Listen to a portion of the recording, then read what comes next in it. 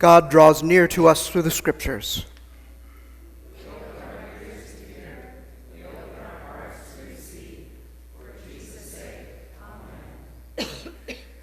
In the book whose word literally means beginnings. It was early in creation. God had just formed the heavens and the earth. And yet to put plants or animals, anything on the earth, had not yet bid it rain. But the waters rose up, quenching the thirst of the ground. And God saw that it needed somebody. So God knelt down and gathered up clay of the earth, began to mold it together to make a creature. And formed it till it finally looked the way he wanted it. And then God breathed the breath of life, the breath of the Holy Spirit poured onto this creature's face, flooding its nostrils deep into its lungs. And it took its first breath. Its eyes began to flutter and looked and beheld its Creator.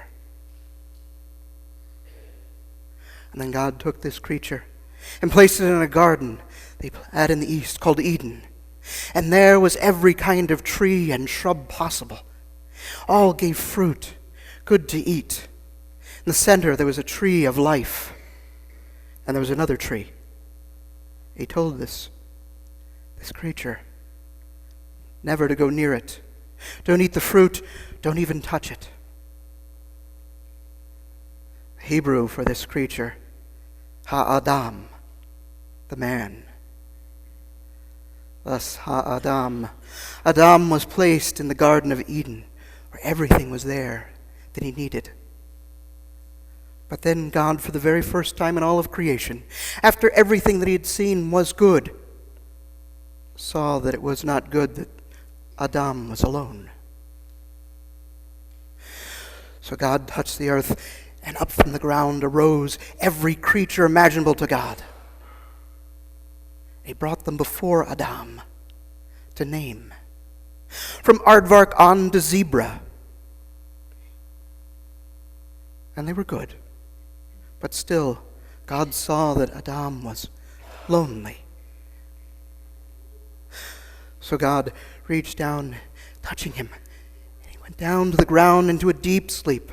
And as he reached down and touched the side and opened it up and pulled one of his ribs out, with his other hand closing up the wound, and then gathering more clay and bonding it to the rib, as Adam's eyes opened and stared in wonderment, as the Creator created another before him. And when he was done, the two stared at each other.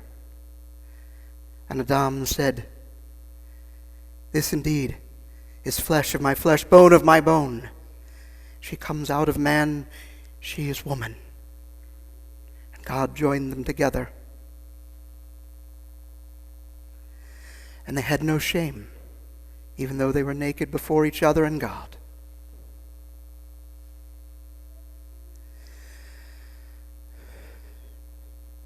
Have you ever been alone? And I don't mean like alone like Calgon take me away alone. Or the lone where we go down to the park, and then that little spot where the creek runs around and it's hitting the rocks and it's making that wonderful bubbly splashy sound, and you can sit there and you can hear that. And every so often you hear the birds as they fly by, calling to one another. No, not that kind of alone. But alone where you can be in a room filled with people, and yet you're alone. You feel like no one there wants you there. No one there cares about you. No one there even knows you exist. A loneliness. When God saw Adam lonely, it was not good. It's not good to be lonely. We can be surrounded by people and yet be all alone. Feel as if no one cares. No one wants us around. no one will even listen. And it's not good. And when it's not good, God acts. And God created a helper equal unto Adam. Someone that would be there with him in the midst of the joys, amidst the sorrows, amidst the suffering and the hardships, in the midst of all that life brings, to be one with another, to not be lonely. There are people in this world who are absolutely lonely.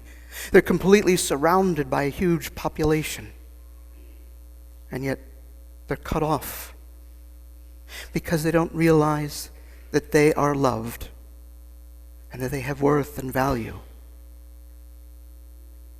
They're around us, in the midst of us. You can see it.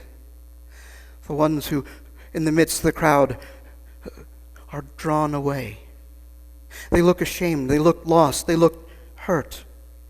They look as if they just simply need someone to take a moment and care. God's caring is shown through his love. For Adam, it was the gift of Eve. For all of us, God's gift of love came as a child in a manger who would give his life on the cross for us. We're brought together as family from all walks of life as we look around at the varied group here. Oh, yes, indeed, some of you are related. By blood, in fact. Through ancients of times, others of us have come from far and distant lands.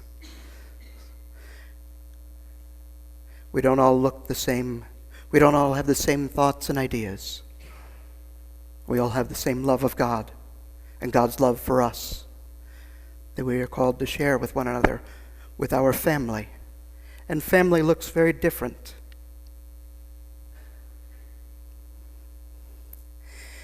At one point, family was mom, dad, and 2.5 kids and a dog. But family doesn't have to be 2 parents. It can be single parents. It can be extended family. It can be living with people who don't look like you. People who aren't related to you by either marriage or by blood.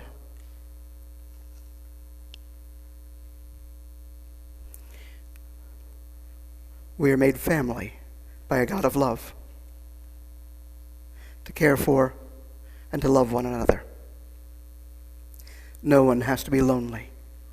God's love fills our hearts that we can embrace one another with that love.